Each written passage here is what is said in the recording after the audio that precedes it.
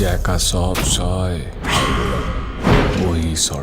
সম্প্রতি দেব বরাবর বাণিজ্যিক ছবির অভিনেতা, তবে সময়ের সঙ্গে সঙ্গে পাল্টেছে ছবির ধাঁচ, পাল্টেছে তার ছবির চিত্রনাট্য।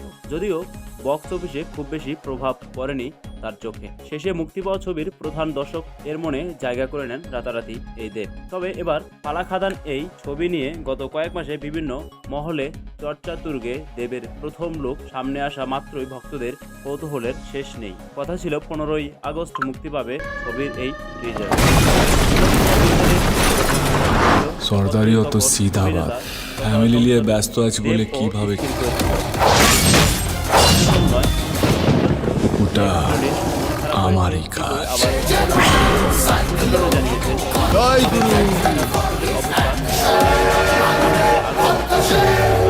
সোশ্যাল মিডিয়ায় মুক্তি পেল